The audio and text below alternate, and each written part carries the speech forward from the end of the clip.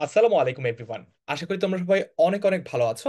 আজকে আমরা চলে এসেছি বাক্য এই টপিকটার উপর একটা লাইভ ক্লাস নিতে। যে লাইভ ক্লাসে বাক্য থেকে এসএসসি পরীক্ষায় বিগত বছরগুলোতে যে ধরনের প্রশ্ন এসেছিল, অর্থাৎ বাক্য থেকে এসএসসি পরীক্ষায় যে প্রশ্নগুলো আসে সেগুলো আমরা সমাধান করে ফেলবো এবং বাক্য নিয়ে যার যত বেসিকের সমস্যা আছে সবকিছু আমরা ক্লিয়ার করে ফেলবো এই একটা লাইভ ক্লাসে।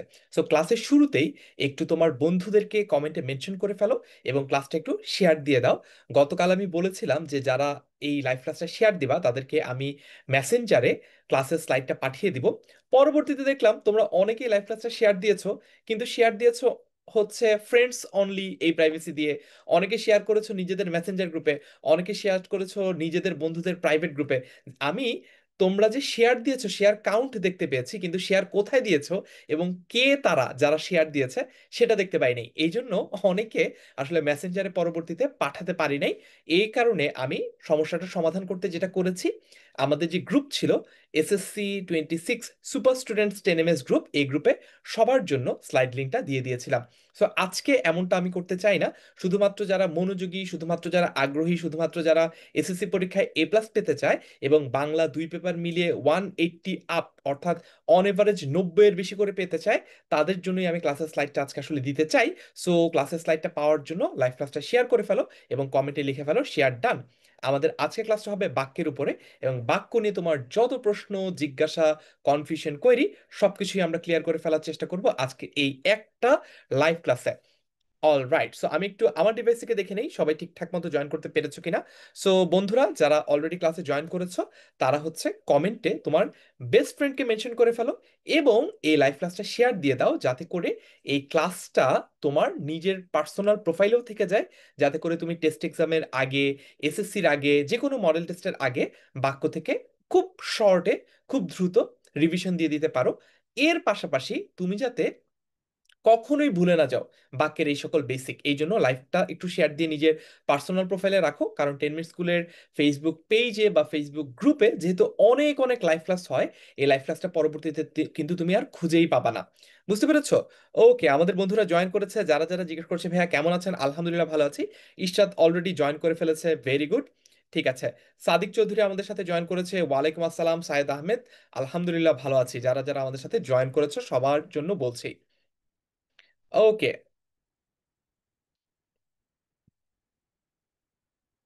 ওয়ালাইকুম আসসালাম, ওয়ালাইকুম আসসালাম, ওয়ালাইকুম আসসালাম। শেয়ার ডান, জুই জামান বলেছে, ভেরি গুড। ফারিন চৌধুরী আমাদের সাথে জয়েন করেছে। হাবিবা ইসলাম, ওয়ালাইকুম আসসালাম। আচ্ছা, রশন শেয়ার করেছে, thank you so much. Isha Jahan বলছে ভাইয়া কেমন আছেন, আলহামদুলিল্লাহ ভালো আছি। সো আমরা একটু বন্ধুদেরকে ডাক দিয়ে ক্লাসটাতে নিয়ে আসি, তারপর আমরা বাক্যের ক্লাসটা শুরু করে দেবো। আজকের ক্লাস খুব বেশি লেংদি হবে না। বাক্য অপেক্ষাকৃত একটা সহজ টপিক। বাক্য নিয়ে অনেক বেশি আলোচনা করতে হয় ব্যাপারটা এরকম না। সহজ কয়েকটা জিনিস যদি আমরা একটু মাথায় রাখতে পারি তাহলে কিন্তু বাক্যটা আমরা সারা জীবনের জন্য বুঝে ফেলতে পারবো আর কখনো ভুল হবে না। ঈশ্বরকে ধন্যবাদ লাইভটা শেয়ার করে ফেলার জন্য। নুরুল ইসলাম, মানে যার নাম হচ্ছে তাসফিয়া, সে বলেছে ভাই আসসালামু আলাইকুম, আমি খাওয়া দাওয়া এবং নামাজ পড়ে বসে পড়েছি আপনার ক্লাসের জন্য। Thank you so much Tasfia for being an amazing student এবং সব সময় আমাদের সাথে ক্লাসগুলোতে মনোযোগ দিয়ে জয়েন করার জন্য। ওকে, কেমন আছেন যারা বলছে, ভালো আছি। সাইদ আহমেদ, আলহামদুলিল্লাহ ভালো আছি। অনেকগুলো বিভিন্ন রঙের লাভ ইমোটিকন দিয়েছে সাইদ আহমেদ, এর জন্য তোমাকে ধন্যবাদ। আমাদের রোজিনা পারভিন জয়েন করেছে আমাদের সাথে ক্লাসে। গতকাল ওর মোবাইলের চার্জ শেষ হয়ে গিয়েছিল দেখে ক্লাসে লাস্ট মোমেন্টে মনে হয় থাকতে পারে নাই। অসুবিধা নেই, আজকে ইনশাল্লাহ সবাই ভালো মতো করবো। তাওহিদা শেয়ার করে ফেলার জন্য ধন্যবাদ। দাউদ হোসেন বরাবরের মতো আমাদের সাথে জয়েন করেছে, যদিও দাউদ আমাদের ক্লাসে কোনো কমেন্ট টমেন্ট করে না। ঠিক আছে, লামু, ওয়ালাইকুম আসসালাম। শাহনাজ বেগম আমাদের সাথে জয়েন করেছে। ওলেমা খাতুন শেলি আমাদের সাথে জয়েন করেছে। শেয়ার ডান, মিথিলা বলেছে থ্যাংক ইউ সো মাচ। 10টা 5 বেজে গেছে, আর কথা না বাড়িয়ে চলো আমরা চলে যাই আমাদের আজকের ক্লাসের স্লাইডে। অল রাইট, সো আজকে আমরা কি পড়তে যাচ্ছি? আজকে আমরা পড়বো বাক্য। আজকে আমরা পড়বো হচ্ছে বাংলা দ্বিতীয় পত্রের 31 নম্বর পরিচ্ছেদ, বাক্য। চলো আমরা বাক্যতেই চলে যাই সরাসরি। বাক্যর আলোচনাতে সরাসরি চলে যাই। পরবর্তীতে আমাদের বিভিন্ন কোর্স প্রমোশনাল ম্যাটেরিয়াল আছে, সেগুলো আমি পরবর্তীতে দেখাবো যখন তোমাদের যেটা দরকার হবে। ওকে, সো বাক্য। প্রথম কথা হচ্ছে বাক্য মূলত ভাষার একটা একক। একক মানে কি ভাইয়া? একক মানে হচ্ছে ইউনিট। ফর এক্সাম্পল, আমি যদি বলি তোমার বাসা থেকে তোমার স্কুল কত দূরে, তুমি বলছো হয়তোবা 5 কিলোমিটার দূরে। অথবা আরেকজন বলছে ভাইয়া 10 কিলোমিটার দূরে। এই যে কেউ বলছে 5 কিলোমিটার, কেউ বলছে 10 কিলোমিটার, এই যে কিলোমিটারটা এটা হচ্ছে একক। আমি যদি জিজ্ঞেস করি তোমার ভর কত বা তোমার ওজন কত, তুমি হয়তো বলতে পারো ভাইয়া আমার ওজন 62 কেজি। আবার কেউ বলতে পারে ভাইয়া আমার ওজন 38 কেজি। তোমরাও কমেন্টে তোমাদের ওজনগুলো লিখে ফেলো। এখন এই যে তুমি কত কেজি বলছো, এই কেজিটাই হচ্ছে ইউনিট বা কেজিটাই একক। তো ভাষার এই যে শর্টেস্ট যে এককটা রয়েছে, যেটা মনের ভাবকে সম্পূর্ণ প্রকাশ করে, তাকেই বলে হচ্ছে বাক্য। আশা করি আমরা এই ব্যাপারটা বুঝতে পেরেছি। এখন বইয়ের মধ্যে একটা এক্সাম্পল দিয়ে সেই এক্সাম্পলটাকে অনেকভাবে এক্সপ্লেইন করেছে। তার মানে বুঝতেই পারছো আমাদের এসএসসি পরীক্ষার জন্য এই পার্টিকুলার এক্সাম্পলটা খুবই গুরুত্বপূর্ণ। এক্সাম্পলটা হচ্ছে সজল ও লতা বই পড়ে। তার মানে সজল একজনের নাম, লতা আরেকজনের নাম। বোঝাই যাচ্ছে সজল হচ্ছে একজন ছেলের নাম, লতা হচ্ছে একজন মেয়ের নাম।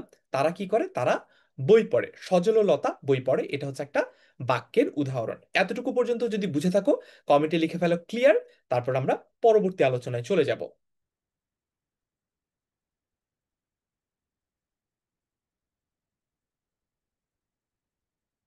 বুঝতে পেরেছি। ইয়াস, ডিসেম্বর থেকে তোমাদের ক্লাস শুরু হয়ে যাবে।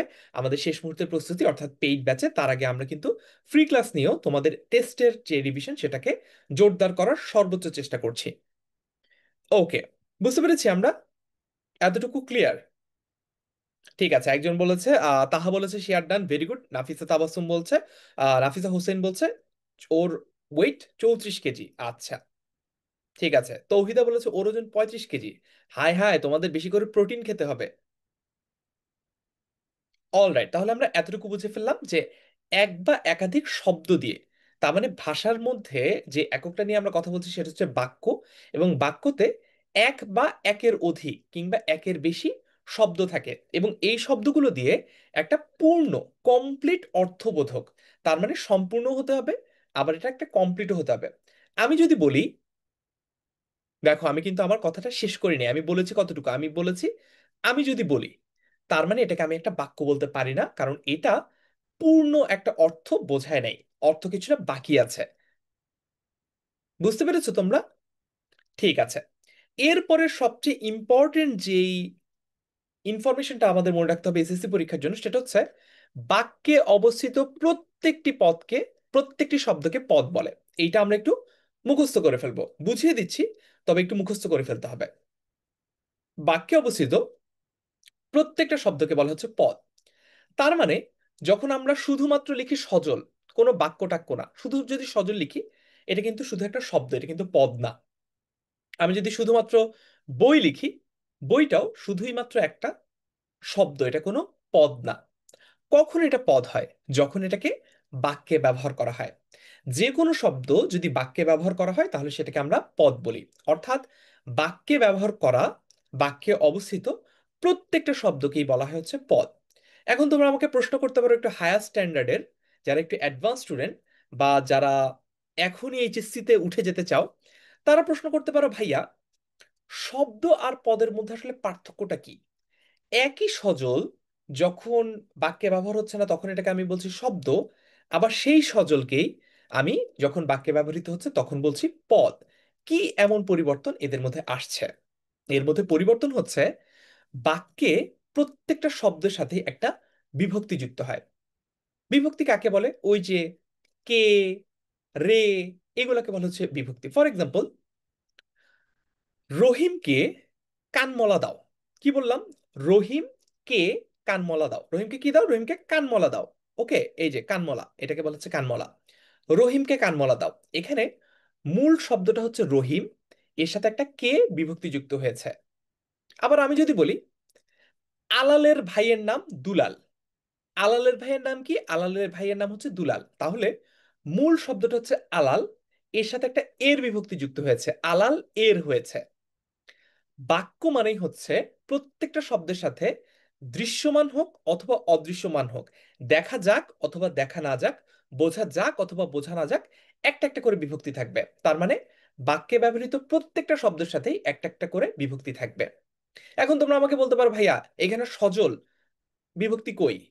দেখো, যদি বিভক্তি এরকম দৃশ্যমান না হয় বা বিভক্তি যদি এরকম দেখে বোঝা না যায়, তখন সেটাকে বলা হচ্ছে শূন্য বিভক্তি। সজলের সাথেও কিন্তু বিভক্তি আছে, কিন্তু শূন্য বিভক্তি। অনেকটা বাতাসের মতো, বাতাস যেমন আমাদের আশপাশে আছে, কিন্তু আমরা বাতাস কি দেখতে পারি? আমরা বাতাস কি ধরতে পারি? একই রকম সজলের সাথে বিভক্তি আছে, ওর সাথে বিভক্তি আছে, লতার সাথে বিভক্তি আছে, বইয়ের সাথে বিভক্তি আছে, এবং পরের সাথে এ বিভক্তি আছে, কারণ মূল শব্দটা ছিল পর, তার সাথে যুক্ত হয়েছে এ বিভক্তি পরে। তাহলে সজল ও লতা বই পড়ে প্রত্যেকটা শব্দের সাথেই দৃশ্যমান অথবা অদৃশ্যমান বিভক্তি আছে। বিভক্তি তখনই কোনো শব্দের সাথে যুক্ত হয় যখন সেটা বাক্যে ব্যবহৃত হয়। এই জন্যই বাক্যে অবস্থিত প্রত্যেকটি শব্দকে পদ বলে। যাদের মাথার উপর দিয়ে চলে যাচ্ছে তাদের খুব বেশি ভয় পাওয়ার কোনো কারণ নেই, কারণ এত ইনডেপথ বেসিক থেকে তোমাদের এসএসসি পরীক্ষায় প্রশ্ন আসবে না, কিন্তু তোমাদেরকে শিখিয়ে রাখলাম যখন তোমরা এইচএসসি তে উঠবা তখন এই ব্যাপারটা তোমাদের কাজে লাগবে। যাদের কাছে ক্লিয়ার হয়েছে তারা বলে ফেলো ক্লিয়ার। আর যদি তুমি এটা নাও বুঝতে পারো কোনো সমস্যা নেই, জাস্ট মুখস্থ করে ফেলো বাক্যে অবস্থিত প্রত্যেকটি শব্দকেই পদ বলে। ক্লিয়ার হলে একটু কমেন্টে ক্লিয়ার বলে ফেলো।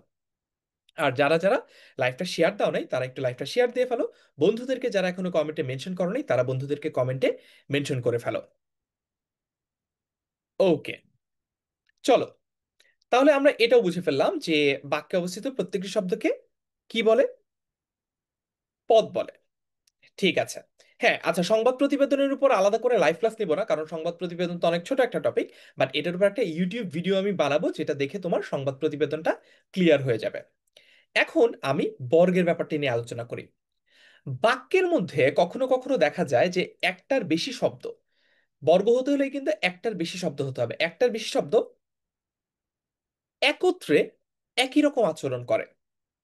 একই রকম যখন আচরণ করে তখন সেগুলোকে বর্গ বলা হয়। যেমন সজললতা বই পড়ে, আমাদের সেই হাজার বছরের পুরনো এক্সাম্পলটা, সজললতা বই পড়ে। এখানে দেখো, সজল ও লতা একই ধরনের কাজ করছে, এই জন্য এদেরকে আমরা বলতে পারি হচ্ছে এরা কি, এরা হচ্ছে একই এন্টিটি বা একটাই বর্গ। একটা এক্সাম্পল দেই।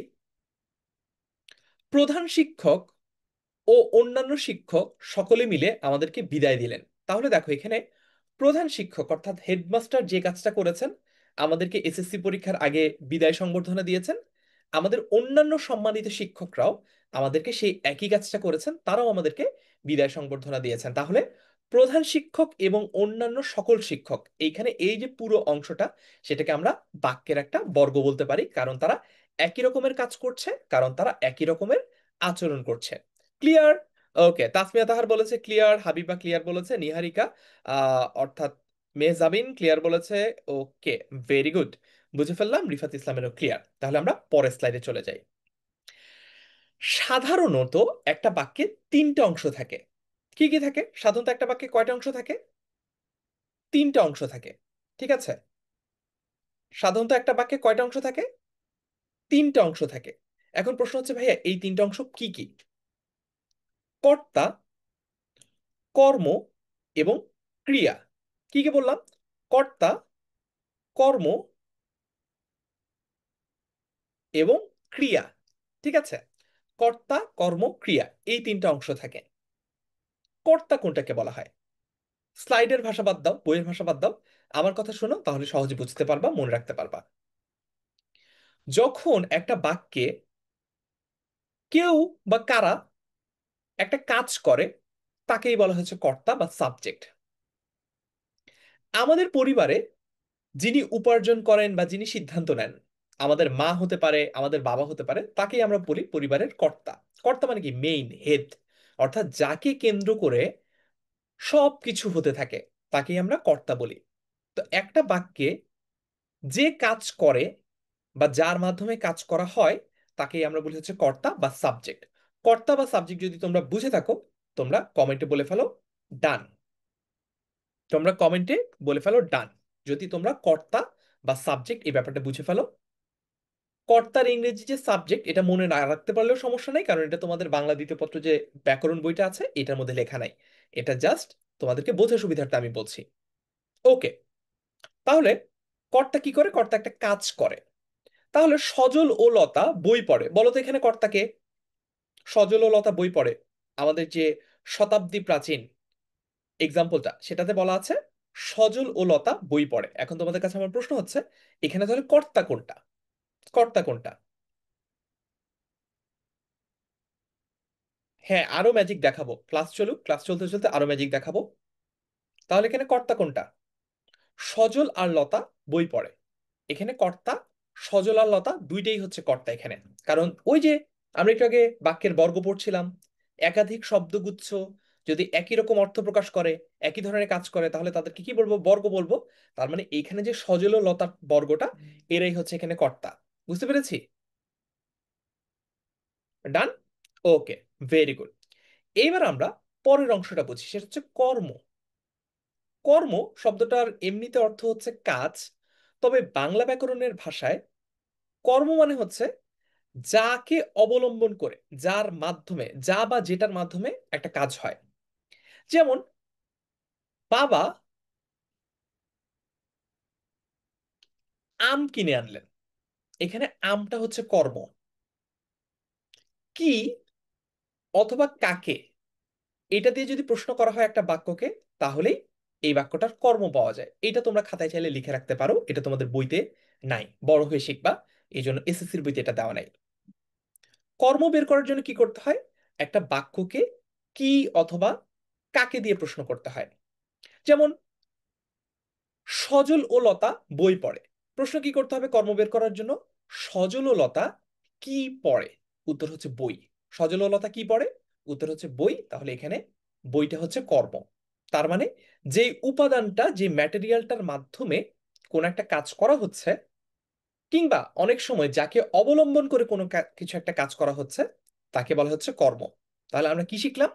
সজল ও লতা বই পড়ে, এই বাক্যটাকে যদি আমরা কি দিয়ে প্রশ্ন করি, তাহলে আমরা পেয়ে যাব সজললতা কি পড়ে? সজললতা বই পড়ে। তাহলে বইটা হচ্ছে আমাদের এখানে কর্ম। ক্লিয়ার হলে এবার একটু কমেন্টে ক্লিয়ার লিখে ফেলো। সীমা সরকার কর্তা বলেছে সজললতা, ভেরি গুড। ওকে, ডান বলেছে নাফিসা। ইশরাত জাহান বলেছে ডান। ফ্যান্টাস্টিক। তাহলে আমরা তিনটে এলিমেন্টের মধ্যে দুইটা শিখে ফেললাম। একটা হচ্ছে কি? একটা কর্তা। সেকেন্ডটা কি? সেকেন্ডটা হচ্ছে কর্ম। এখন আমরা থার্ডটা শিখবো, সেটা হচ্ছে ক্রিয়া। ক্রিয়া খুবই সহজ। বাক্যে যেই শব্দটা বা যেই শব্দগুলো কোনো কিছু একটা করা, হওয়া, ঘটা ইত্যাদি বোঝায়, যেটাকে ইংলিশ গ্রামারে বলা হচ্ছে ভার্ব, সেটাকে বাংলায় বলা হচ্ছে ক্রিয়া। তাহলে সজল ও লতা বই পড়ে, বলতো এখানে ক্রিয়া কোনটা? সজল ও লতা বই পড়ে, এখানে ক্রিয়া কোনটা বলো তো? সজল আর লতা বই পড়ে, এখানে ক্রিয়া কোনটা? এখানে ক্রিয়া হচ্ছে পড়ে। সজল ও লতা বই পড়ে, এখানে ক্রিয়া হচ্ছে পড়ে। বুঝেছি? Thank you so much Farin চৌধুরীকে, কারণ ও ওর বান্ধবী হালিমা বেগমকে কমেন্ট করে বলেছে যে দোস্ত ক্লাসে আয়, মজার ক্লাস মিস হয়ে যাচ্ছে। তোমরা বাকিরাও কিন্তু তোমাদের বেস্ট ফ্রেন্ডদেরকে, যাদের সাথে তোমরা একই কলেজে পড়তে চাও এসএসসির পরে, তাদেরকে কমেন্টে মেনশন করে ফেলো। পরে না হলে দেখা যাবে যে তুমি এ প্লাস পেয়েছো, তোমার বন্ধু এ প্লাস পায় নাই। তুমি তোমার পছন্দের কলেজে পড়তে গিয়েছো, কিন্তু তোমার বন্ধু হয়তো বা সেই কলেজে চান্স পায় নাই। একটা দুঃখজনক ঘটনা ঘটবে। এই ঘটনা না ঘটানোর একটাই উপায়, বন্ধুদেরকে কমেন্টে মেনশন করে দাও, যাতে বন্ধুরাও ক্লাসে জয়েন করে ফেলে। সো আমরা কি এই তিনটা আইডিয়া ক্লিয়ার হয়েছি? আমরা এই তিনটা আইডিয়া ক্লিয়ার হয়েছি। আমরা কি কি শিখলাম? আমরা শিখলাম একটা বাক্যের কর্তা কাকে বলে, একটা বাক্যের কর্ম কাকে বলে, এবং একটা বাক্যের ক্রিয়া কাকে বলে। রাইট? ঠিক আছে, শিখে ফেলেছি। ওকে, ভেরি গুড। চলো আবার আমরা ক্লাসের স্লাইডে চলে যাই। এই যে দেখো, এতক্ষণ তোমাদেরকে আমি যা বলেছি সেটাই কিন্তু এখানে স্লাইডে লেখা আছে। বাক্যের কর্তা যে বাক্যের ক্রিয়াকে চালায়, যেমন সজললতা হচ্ছে এখানে কর্তা। বাক্যের কর্ম যাকে অবলম্বন করে ক্রিয়া সম্পাদিত হয়, যেমন উপরের বাক্যে, অর্থাৎ সজললতা বই পড়ে এই বাক্যটাতে, বই হচ্ছে গিয়ে কর্ম। এবং ক্রিয়া যা দিয়ে কোনো কিছু করা, হওয়া, ঘটা ইত্যাদি বোঝায়, সেটাকে বলে হচ্ছে ক্রিয়া। যেমন বই পড়ে, এখানে পড়াটা হচ্ছে ক্রিয়া। সবার কাছে ক্লিয়ার? Very good. ওকে, তারপর স্লাইডে যাই। এখন প্রত্যেকটা বাক্যকে দুইটা অংশে ভাগ করা হয়। প্রত্যেকটা বাক্যকে কয়টা অংশে ভাগ করা হয়? দুইটা অংশে ভাগ করা হয়। একটা হচ্ছে উদ্দেশ্য, আরেকটা হচ্ছে বিধেয়। একটা হচ্ছে উদ্দেশ্য, আরেকটা হচ্ছে বিধেয়। প্রত্যেকটা বাক্যকে কয়টা অংশে ভাগ করা হয়? দেখো, বেলুন। দুইটা অংশে ভাগ করা হয়, একটা হচ্ছে উদ্দেশ্য, আরেকটা হচ্ছে বিধেয়। এখন প্রশ্ন হচ্ছে ভাইয়া, উদ্দেশ্য আর বিধেয় জিনিসটা আসলে কি? উদ্দেশ্য হচ্ছে কর্তার মতোই, মানে বাক্যে যাকে নিয়ে কোনো কিছু একটা বলা হচ্ছে, যে কোনো কিছু একটা করছে, যার অবস্থান বোঝাচ্ছে, তার মানে এই যে সজললতা, এখানে সজললতাই হচ্ছে গিয়ে আমাদের উদ্দেশ্য। সজললতা কি? সজললতাই হচ্ছে এখানে আমাদের উদ্দেশ্য। বিধেয় তাহলে কোনটাকে বলে? উদ্দেশ্য বাদে, উদ্দেশ্য বাদে বাক্যের বাকি পুরোটুকু অংশকে বিধেয় বলে। তার মানে বাক্যে উদ্দেশ্যটা থাকে ছোট্ট, আর বিধেয় হচ্ছে ওই উদ্দেশ্য সম্পর্কে যা বলা হয় সেটাকেই বলা হয় হচ্ছে বিধেয়। তার মানে এই যে সজললতা বই পড়ে, এই বাক্যে সজললতা হচ্ছে আমাদের উদ্দেশ্য, এবং বই পড়ে এটা হচ্ছে কি আমাদের বিধেয়। মনে করো আমি যদি একটা এক্সাম্পল দেই, তামিম ইকবাল ছক্কা মারতে গিয়ে আউট হয়ে প্যাভিলিয়নে ফেরত গেলেন, তাহলে এই বাক্যে তামিম ইকবাল হচ্ছে উদ্দেশ্য, এবং ছক্কা মারতে গিয়ে আউট হয়ে ফেরত গেলেন এটা হচ্ছে কি আমাদের বিধেয়। বুঝতে পেরেছো? তার মানে বাক্যটা যাকে নিয়ে বলা হচ্ছে, যে কোনো একটা কাজ করছে তাকে বলা হচ্ছে উদ্দেশ্য, এবং সে বাদে, ওই উদ্দেশ্যটা বাদে বাক্যের পুরো অংশটাকে বলা হচ্ছে বিধেয়।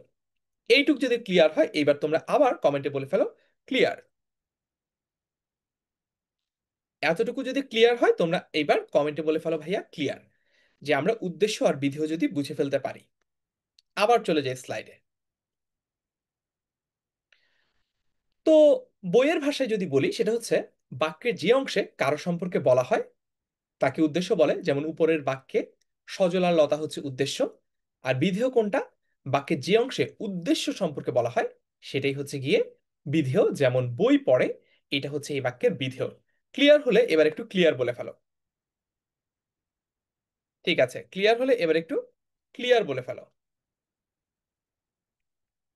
ওকে, ঠিক আছে। দেখো, এইবার পরের স্লাইডে যাই আমরা। এইবার আমরা খুবই জটিল একটা জায়গায় এসে পড়েছি, সেটা হচ্ছে গঠনগত দিক থেকে বা স্ট্রাকচার ওয়াইজ বাক্যকে তিনটা ভাগে ভাগ করা যায়। গঠনগত ভাবে বাক্যকে কয়টা ভাগে ভাগ করা যায়? তিনটা ভাগে ভাগ করা যায়। সরল বাক্য, জটিল বাক্য, যৌগিক বাক্য। কি কি বলো দেখি, কমেন্টে বলো। সরল বাক্য, জটিল বাক্য, যৌগিক বাক্য। প্রশ্ন হচ্ছে ভাইয়া, সরল বাক্য কোনটা, জটিল বাক্য কোনটা, যৌগিক বাক্য কোনটা, এবং এগুলোকে কিভাবে আলাদা করে চিনবো? আমাদের বইতে যেভাবে তোমাদেরকে সরল বাক্য, জটিল বাক্য, যৌগিক বাক্য চিনিয়েছে, আমি তার বাইরে ছোট্ট এক দুইটা নিনজা টেকনিকের মাধ্যমে তোমাদেরকে শিখিয়ে দিব কিভাবে সরল বাক্য, জটিল বাক্য কিংবা যৌগিক বাক্য দেখা মাত্রই তোমরা চিনে ফেলতে পারো, দেখা মাত্রই তোমরা চিনে ফেলতে পারো। আচ্ছা, নিহারিকা বলেছে ভাইয়া, উদ্দেশ্যের সম্প্রসারণ এবং বিধেয়ের সম্প্রসারণ কাকে বলে? উদ্দেশ্যটাকে যদি আরো টেনে বড় করা হয়, মনে করো ফর এক্সাম্পল তামিম ইকবাল ছক্কা মারতে গিয়ে আউট হয়ে প্যাভিলিয়নে ফিরে গেল, এটা হলো আমাদের বাক্য যেখানে তামিম ইকবাল ছিল উদ্দেশ্য। কিন্তু আমি যদি বলি তামিম ইকবাল যিনি বাংলাদেশের অন্যতম একজন সেরা ব্যাটসম্যান, তার মানে এখানে পুরোটুকুই কিন্তু তামিম ইকবাল সম্পর্কে বলা হচ্ছে। তামিম ইকবালের পরিচয় দিতে গিয়ে বলা হচ্ছে তামিম ইকবাল যিনি বাংলাদেশের অন্যতম একজন সেরা ব্যাটসম্যান, এখানে পুরোটুকুই হচ্ছে উদ্দেশ্যের সম্প্রসারণ। তার মানে এখানে উদ্দেশ্যটা ছিল তামিম ইকবাল, তার আরো এক্সটেন্ডেড পরিচয় দিতে গিয়া, তাকে আরো সম্প্রসারিত ভাবে বোঝাতে গিয়ে আমি বলেছি যিনি বাংলাদেশের অন্যতম একজন সেরা ব্যাটসম্যান। তাহলে এটাই হচ্ছে উদ্দেশ্যের সম্প্রসারণ। বুঝতে পেরেছো? বিধেয় সম্প্রসারণ একই রকম ভাবে কাজ করে, বুঝেছো নিহারিকা? ওকে, ভেরি গুড। সরল, জটিল আর যৌগিক। চলো এইবার আমরা সরল, জটিল আর যৌগিক খুব সহজে চিনে নেই। সরল বাক্য সবচেয়ে সহজ, সরল শব্দটার মানেই হচ্ছে সহজ। সরল বাক্য কিভাবে গঠিত হয়?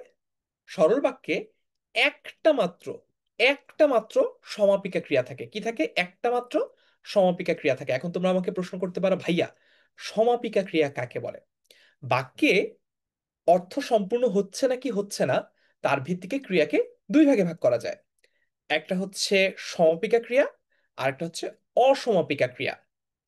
মনে করো আমি যদি একটা বাক্য সম্পূর্ণ করি, তাহলে বাক্যটাকে যে ক্রিয়াপদটা বাক্যের অর্থকে সম্পূর্ণ করতে সাহায্য করছে সেটাকে আমরা বলতে পারি হচ্ছে সমাপিকা ক্রিয়া।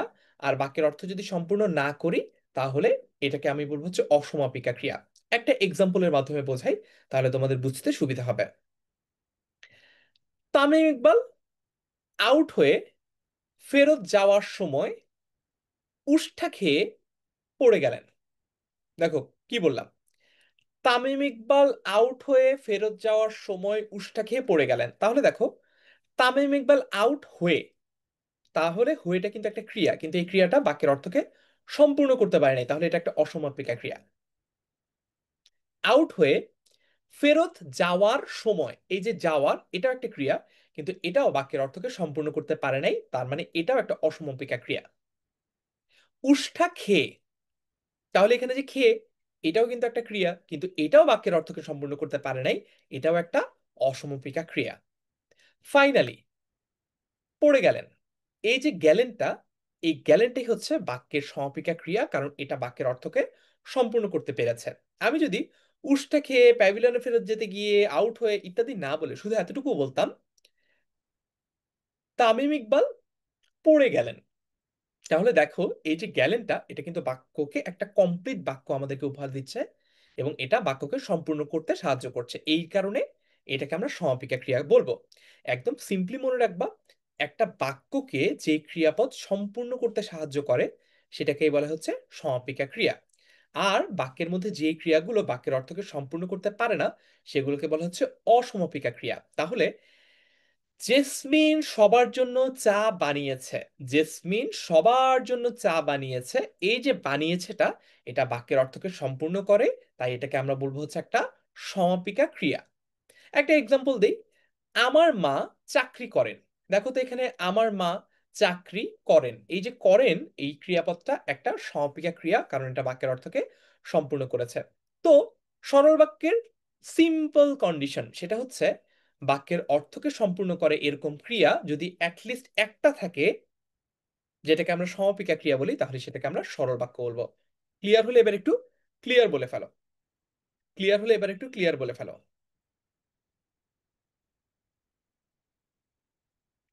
আচ্ছা, সাইদ আহমদ বলছে ভাইয়া শব্দজোড় আর প্রতিশব্দ কবে পড়াবেন? শব্দজোড় আর প্রতিশব্দ আমাদের বাংলা হামলা মিশনে পড়ানোর প্ল্যান নাই, এটা আমরা আমাদের যে শেষ মুহূর্তে প্রস্তুতি কোর্স আছে আমাদের পেইড ব্যাচ, সেখানে পড়াবো। চাইলে তুমি সেখানে ভর্তি হয়ে যেতে পারো। ভর্তি হওয়ার লিংক আর ডিসকাউন্ট প্রোমো কোড আমার এই ভিডিওতে পিন্ড কমেন্ট অবস্থায় আছে। ওকে, ক্লিয়ার এতটুকু? ঠিক আছে। ঈশাদ বলছে বেচারা তামিম ইকবাল। আচ্ছা, জালাল বলছে নিনজা টেকনিকটা দেন। বাবা তারা নিনজা টেকনিক আসছে জটিল বাক্যতে, নিনজা টেকনিক আসছে জটিল বাক্যতে। অলরাইট, চলো এইবার আমরা জটিল বাক্যটা শিখে ফেলি। সরল বাক্য বুঝে ফেলেছি, সবার কাছে ক্লিয়ার। এবার আমরা জটিল বাক্যটা চিনে ফেলি। বইয়ের ভাষা বাদ দাও, আমার নিনজা টেকনিকের ভাষায় আসো। একটা সিম্পল এক্সাম্পল দিই তোমাদেরকে বুঝাই। মনে করো তুমি একদিন স্কুলে টিফিন নিতে ভুলে গেছো। এখন তোমার বান্ধবী, তাকে বললা যে দোস্ত আমাকে আজকে একটু তোর টিফিন খেতে দে। তোমার বান্ধবী এটা শুনে বলল, তোকে টিফিন দিব যদি তুই আগামীকাল আমার জন্য বিরিয়ানি নিয়ে আসিস। তাহলে কি হলো, তোমার আর তোমার বান্ধবীর একটা সহজ সরল সম্পর্কে একটা শর্ত চলে আসলো। সেটা কি? সেটা হচ্ছে আজকে তুমি তোমার বান্ধবীর টিফিন খেতে পারবা যদি তুমি কালকে তাকে বিরিয়ানি খাওয়ানোর কমিটমেন্ট দাও। তাহলে কি হলো, আমাদের সহজ সরল সম্পর্কটার মধ্যে একটা কন্ডিশন চলে আসলো, একটা শর্ত চলে আসলো। যদি তুমি আগামীকাল তাকে বিরিয়ানি খাওয়াও, এই শর্তে তোমাকে সে আজকে তার টিফিন খেতে দিবে। আরেকটা এক্সাম্পল দেই। এইবার তোমার সেই বান্ধবী যে বলেছে যে তোমাকে বিরিয়ানি না খাওয়ালে টিফিন খেতে দিবে না, সে লাস্ট বেঞ্চ থেকে তোমাকে ডাকছে যে দোস্ত দুয়ের দুয়ের উত্তর কি হবে, দুয়ের উত্তর। ঠিক আছে, তুমি ভাবলা যে এই তো সুযোগ, দাঁড়া এইবার তোকে বুঝাবো শর্ত দেওয়া কাকে বলে, কন্ডিশন। দাঁড়া আজকে বুঝাচ্ছি তোকে কন্ডিশন। তুমি তাকে বললা, তুই যদি আমাকে 5 আর 6 নাম্বার দেখাস, তুই যদি আমাকে 5 আর 6 নাম্বারের সঠিক উত্তর বলিস, তাহলে তোকে আমি 2 নাম্বারের উত্তর বলবো। তাহলে দেখো, তোমাদের সহজ সরল বন্ধুত্বের সম্পর্কের মধ্যে একটা জটিলতা চলে আসলো। এই জটিলতা আসার কারণ কি? কারণ তোমাদের সহজ সরল সম্পর্কের মধ্যে এখন চলে এসেছে কন্ডিশন বা শর্ত।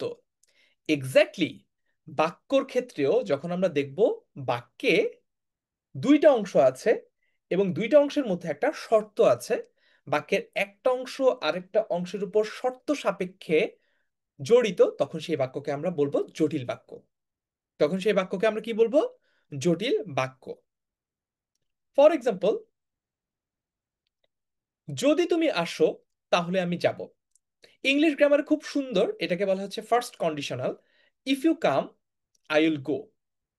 ঠিক আছে, কন্ডিশনাল পড়েছি না ইংলিশ গ্রামারে কমপ্লিটিং সেন্টেন্সের জন্য?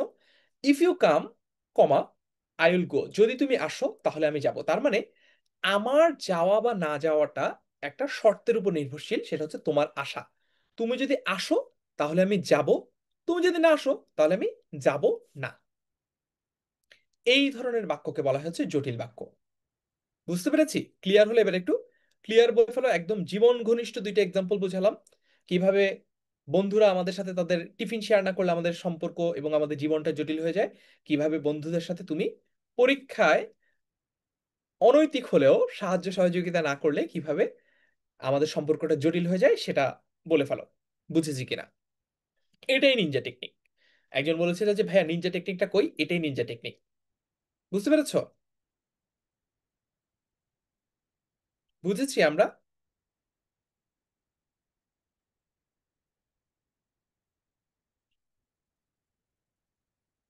ওকে। আচ্ছা, সায়েদ আহমেদ 77 বার একই কমেন্ট করেছে যে শব্দ জোড় আর প্রতিশব্দ কবে পড়াবেন। আমি আগেই বলেছি আজকে আমাদের বাংলা হামলা মিশনের বেসিক বিল্ডিং এর লাস্ট ক্লাস ছিল। তোমাদের আগ্রহ এবং উৎসাহর কমতি দেখে আমরা আসলে আপাতত এই ফ্রি লাইফ ক্লাসটা কন্টিনিউ করবো কিনা এটা নিয়ে খুবই সন্দিহান। বাট আমরা এই যে তুমি যেটার কথা বলেছো শব্দ জোড়ার প্রতিশব্দ, এটা পড়াবো আমাদের পেইড যে এসএমপি কোর্স আছে, শেষ মুহূর্তে প্রস্তুতি কোর্স, সেখানে তুমি চাইলে সেখানে ভর্তি হয়ে যেতে পারো। বুঝতে পেরেছো? ক্লিয়ার কিনা এবার বলো ভাইয়া, ক্লিয়ার কিনা? আমরা কি বুঝতে পেরেছি যে কিভাবে আমাদের জীবনে আমাদের সম্পর্কগুলোর মধ্যে যখন শর্ত চলে আসে তখন যেরকম সম্পর্কগুলো জটিল হয়ে যায়, বাক্যের মধ্যে যখন শর্ত চলে আসে তখন বাক্যটা কি হয়ে যায়? জটিল হয়ে যায়। দেখেছো? এই যে জীবনটা সহজ ছিল, এই জীবনটা জটিল হয়ে গেল। বুঝেছি? Clear. Okay, very good. Rezina Parvin clear বলে ফেলেছে। জোহরা বিনতে জালাল বুঝতে পেরেছে, ক্লিয়ার ভাইয়া। আর রাজ বলেছে ভেরি গুড।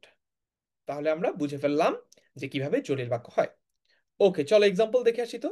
বইয়ের এক্সাম্পলটা দেখে আসি। বইয়ের এক্সাম্পল হচ্ছে, যদি তোমার কিছু বলার থাকে, যদি তোমার কিছু বলার থাকে এখনই বলে ফেলো। তার মানে এখানে কিন্তু একটা শর্ত আছে, দেখেছো? যদি কিছু বলার থাকে তাহলে বলো, যদি কিছু বলার না থাকে তাহলে বইলো না। যদি কিছু বলার থাকে এখনই বলো, যদি কিছু বলার না থাকে এখন বইলো না।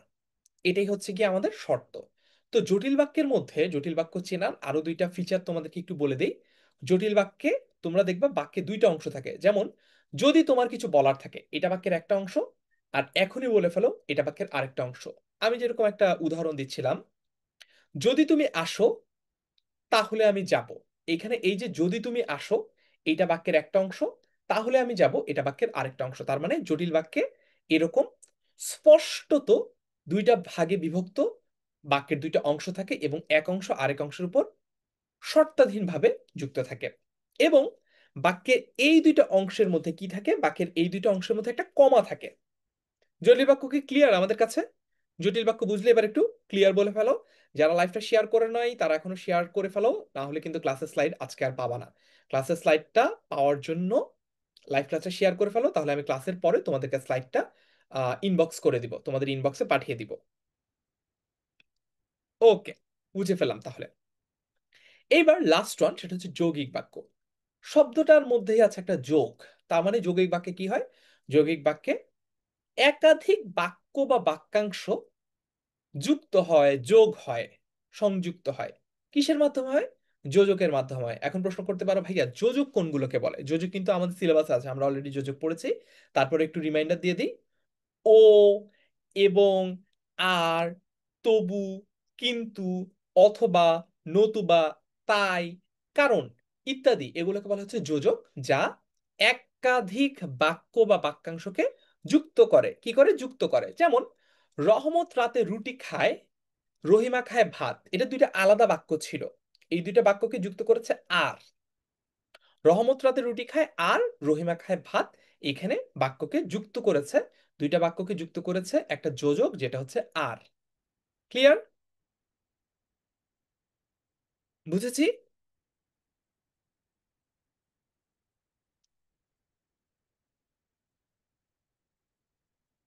ঠিক আছে। আসমা বেগম আমাকে হুমকি দিচ্ছে, কি একটা অবস্থা। বুঝে ফেলেছি এটা আমরা।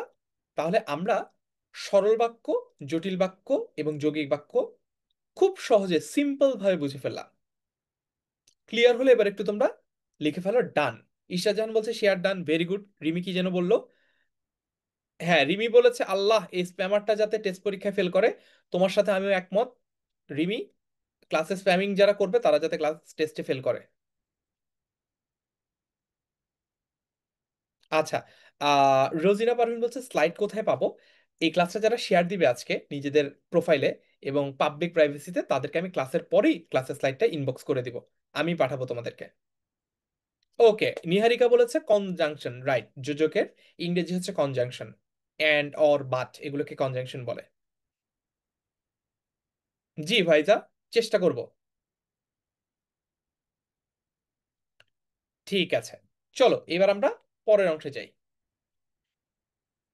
এইবার আমরা সক্রিয় আর অক্রিয় বাক্য দেখব।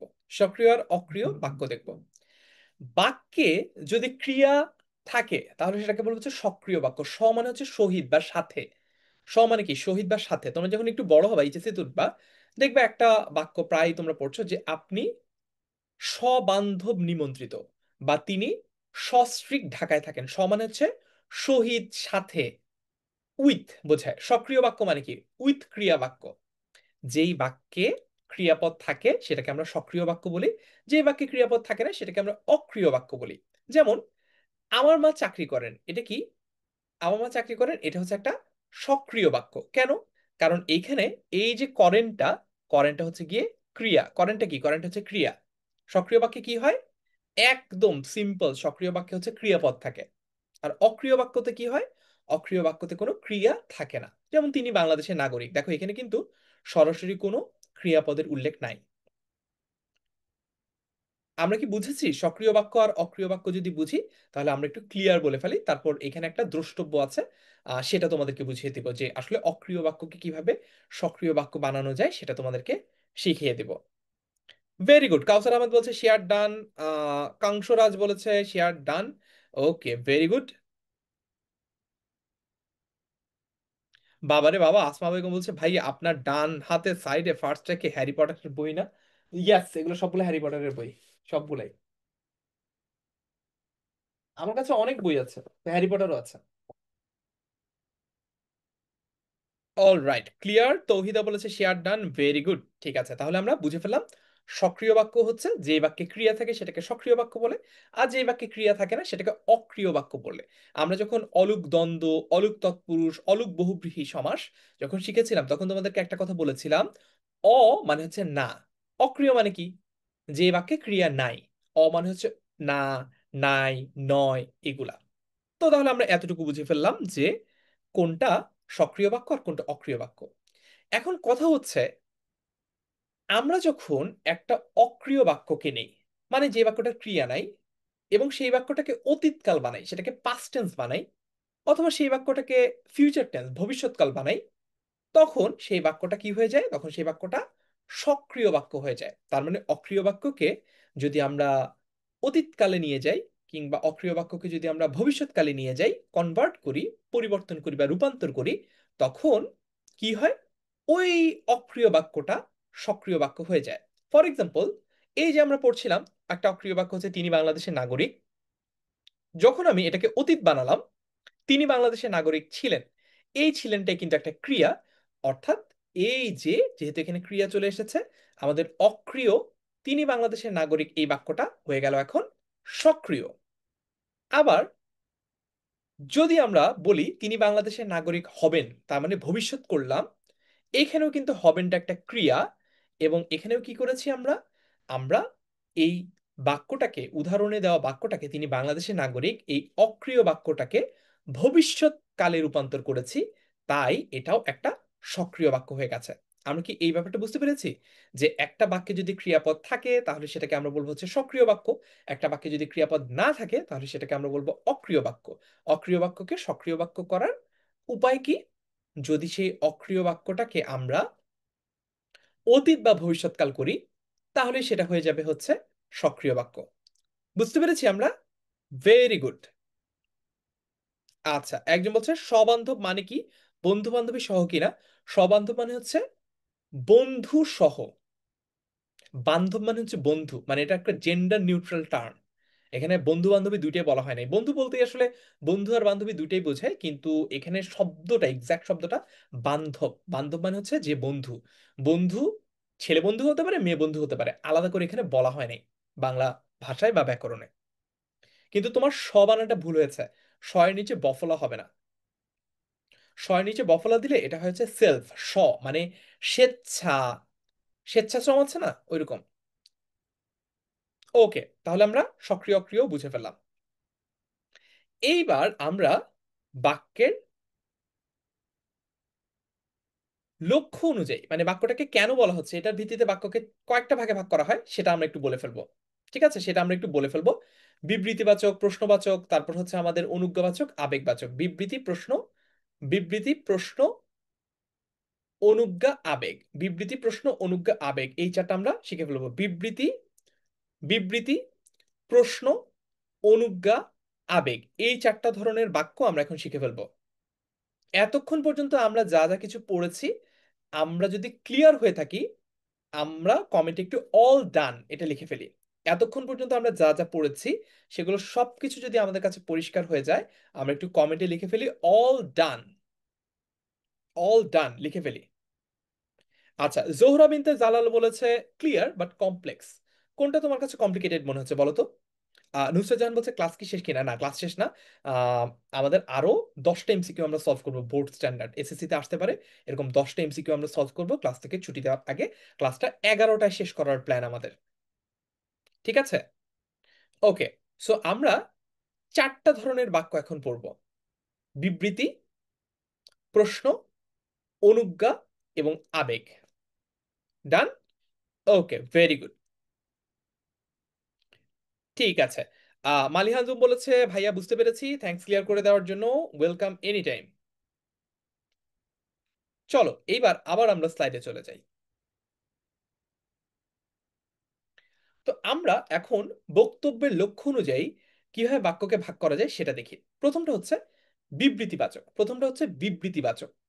বিবৃতিবাচক দিয়ে আসলে কি বোঝায়? আমরা কখনো দেখেছি যে একটা প্রেস রিলিজ প্রকাশিত হতে বা একটা বিবৃতি প্রকাশ হতে অনেক সময় রাজনৈতিক দলগুলো বিবৃতি প্রকাশ করে, অনেক সময় কোনো ব্যক্তি বা কোনো সংগঠন বিবৃতি প্রকাশ করে, কখনো কখনো কোম্পানিগুলো বিবৃতি প্রকাশ করে। সংবাদপত্র হতে পারে, চ্যানেলে হতে পারে। বিবৃতি মানে কি? বিবৃতি মানে হচ্ছে একটা স্টেটমেন্ট, কিছু একটা বলা, কিছু একটা এক্সপ্লেইন করা, ইলাবোরেট করা, বা সিম্পলি একটা কথা বলা, এটাকেই বিবৃতিবাচক বলে।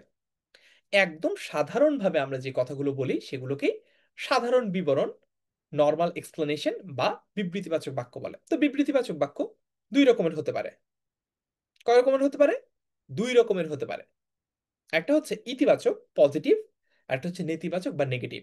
যেমন আমরা রোজ বেড়াতে যেতাম। আমরা রোজ বেড়াতে যেতাম, এটা একটা ইতিবাচক কথা, কারণ এখানে হ্যাঁ বোধক কথা বলা হয়েছে। আমি যদি বলতাম আমরা রোজ বেড়াতে যেতাম না, তাহলেই কিন্তু এই বিবৃতিবাচক বাক্যটা ইতিবাচক থেকে নেতিবাচক হয়ে যেত। বুঝতে পেরেছ? ইতিবাচক মানে হচ্ছে হ্যাঁ সূচক, হ্যাঁ বোধক যে বাক্যগুলো সেগুলোকে আমরা বলেছি ইতিবাচক। আমরা রোজ বেড়াতে যেতাম, এটা হচ্ছে একটা ইতিবাচক বাক্য। অন দ্য আদার হ্যান্ড, যেই বিবৃতিবাচক বাক্যগুলোতে না, নয়, না ইত্যাদি নেগেটিভ কনোটেশন থাকে বা না বোধক না সূচক কোনো কথা বলা হয় সেটাকে বলা হয় নেতিবাচক বাক্য। যেমন তারা তোমাদের ভোলেননি। তারা কি করে নাই? তারা তোমাদেরকে ভোলেন নাই, ভুলে যায় নাই। এটা হচ্ছে একটা নেতিবাচক বাক্য। এখন এটাকে ইতিবাচক করতে হলে কি বলতে হবে জানো? তারা তোমাদেরকে ভুলে গিয়েছেন।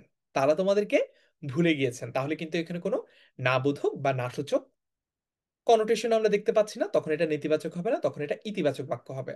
তো বিবৃতিবাচক বাক্য যদি তোমার কাছে ক্লিয়ার হয়ে যায় কমেন্টে বলে ফেলো ক্লিয়ার। ওকে, একজন বলছে, স্যার আপনাদের কোর্সে আমি ভর্তি হয়েছি, কিভাবে ক্লাস করব প্লিজ বলেন। আমাদের শেষ মুহূর্তের প্রস্তুতি কোর্সের জন্য আলাদা পেইড ফেসবুক গ্রুপ আছে। যে পেইড ফেসবুক গ্রুপের লিংক তুমি তোমার অ্যাপ থেকে, অ্যাপে যেখানে তুমি কোর্সটা কিনেছো না, সেটার মধ্যে ঢুকলেই ফেসবুকে জয়েন করার লিংক দেখবা, এবং ফেসবুকে জয়েন করার নিয়মও সেখানে বলে দেওয়া আছে। সেটা দেখে ফলো করে তুমি আমাদের পেইড ফেসবুক গ্রুপে জয়েন করতে পারো, প্রাইভেট ফেসবুক গ্রুপে। আর যদি কোথাও কোনো সমস্যা বোধ করো, তাহলে আমাদের যে 24/7 কল সেন্টার আছে, যে কোনো সময় তুমি কল দিতে পারো 16910, এই নম্বরে তুমি তোমার সমস্যা বললে সমাধান করে দিবে। তাহলে আমরা বিবৃতি সূচকটাও বুঝে ফেললাম। ওকে, এইবার চলো আমরা দেখব হচ্ছে প্রশ্নবাচক। প্রশ্নবাচক বাক্য সবচেয়ে সহজ। যেই বাক্যে কোনো কিছু একটা প্রশ্ন করা হয়, কোনো কিছু একটা জিজ্ঞেস করা হয়, সেটাকেই বলা হয় হচ্ছে প্রশ্নবাচক বাক্য।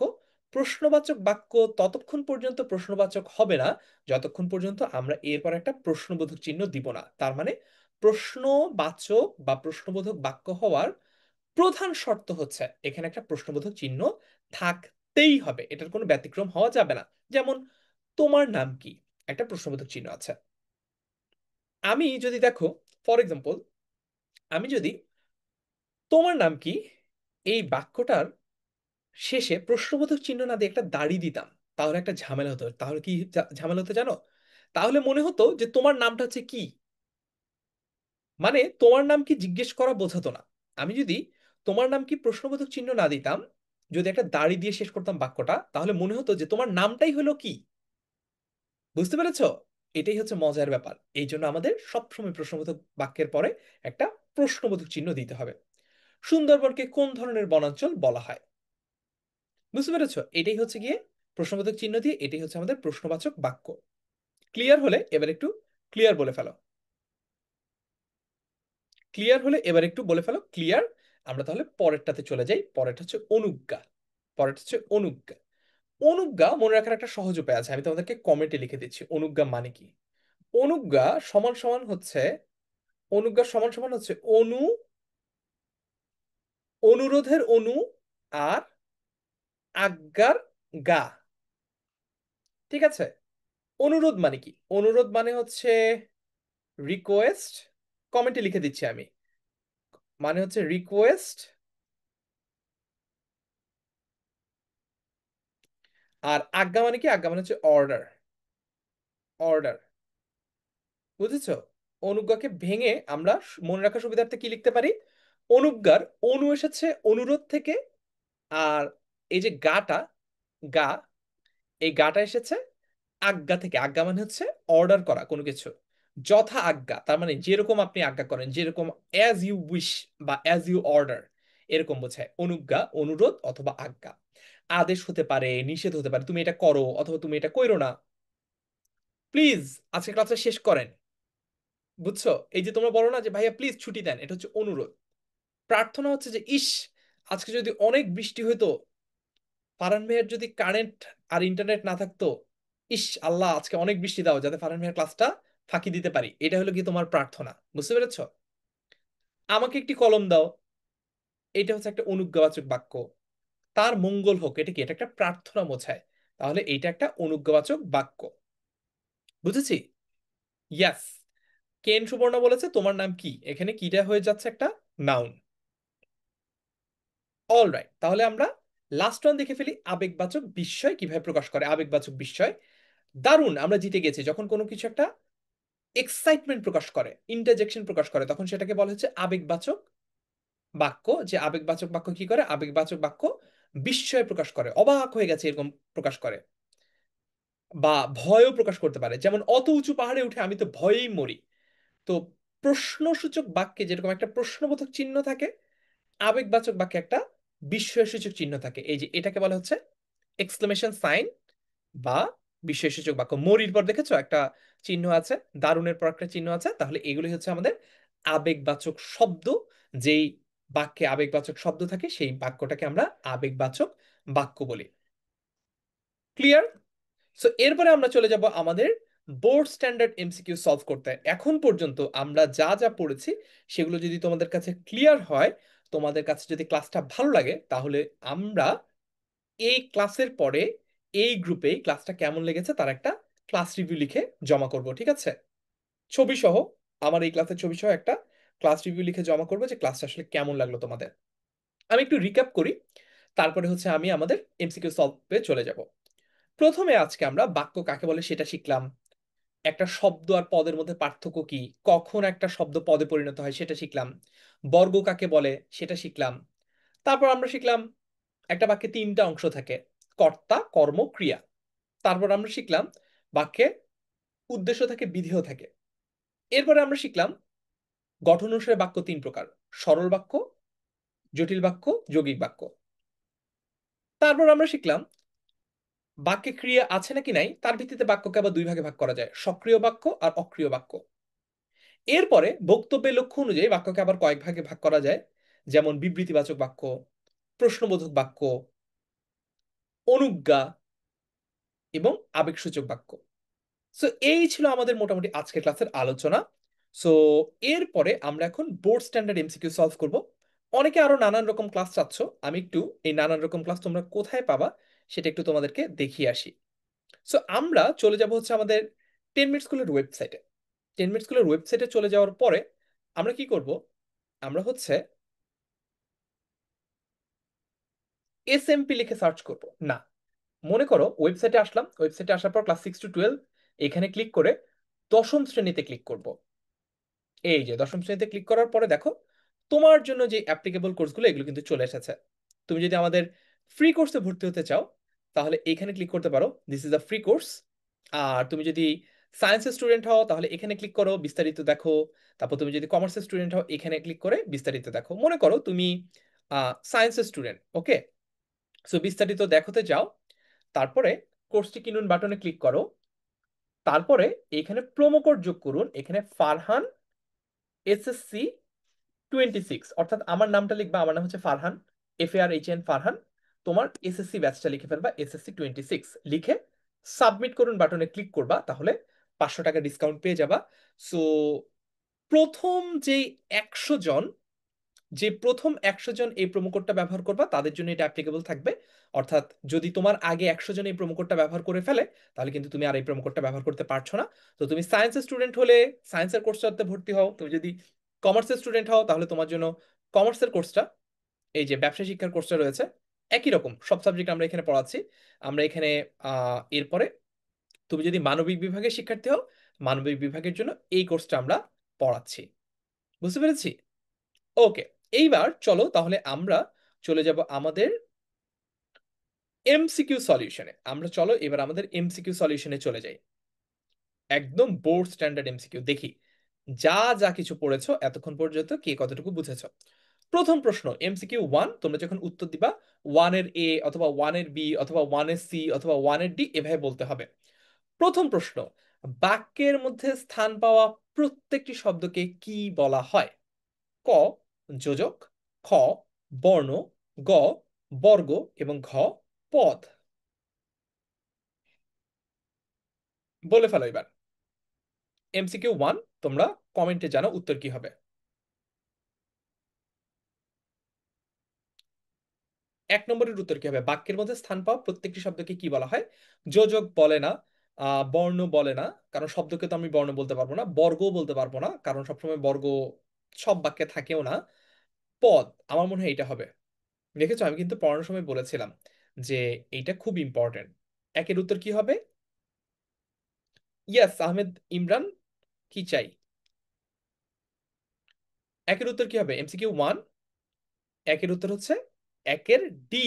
ফাইজার রহমান সবার আগে সঠিক উত্তর দিয়েছে, ভেরি গুড। ফাইজার রহমান সবার আগে সঠিক উত্তর দিয়েছে, একের ডি পদ হবে।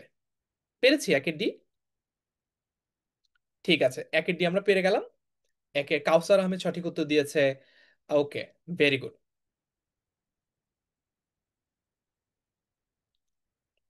তৌহিদা সঠিক উত্তর দিয়েছে একের ডি। চলো এবার আমরা 2 নম্বর প্রশ্নে চলে যাই, আমরা এরকম 10টা এমসিকিউ দেখবো।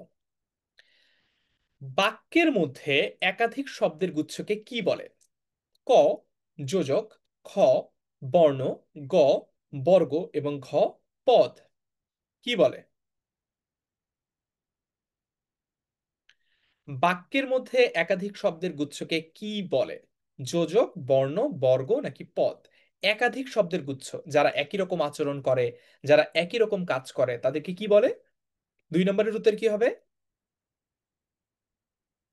দুয়ের উত্তর যারা যারা বলেছো গ বা সি, তাদের উত্তরটা সঠিক হয়েছে। দুয়ের উত্তর যারা যারা সি বলেছে তাদের উত্তর সঠিক হয়েছে।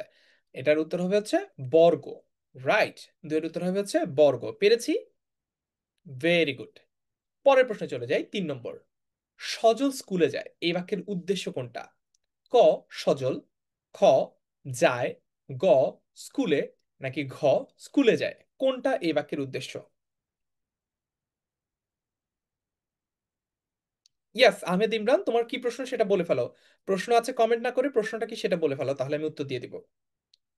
এবার আমরা 3 নম্বর এমসিকিউর উত্তর দিই। সজল স্কুলে যায় এই বাক্যটার উদ্দেশ্য কি? সজল যায় স্কুলে নাকি স্কুলে যায়?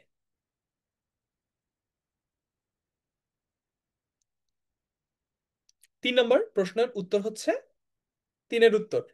আচ্ছা, রোজিনা পারভিন 2 সি বলছে। ওকে, একটু ফাস্ট ফাস্ট বলতে হবে। তিনের উত্তর কি হবে? তিনের উত্তর হচ্ছে সজল।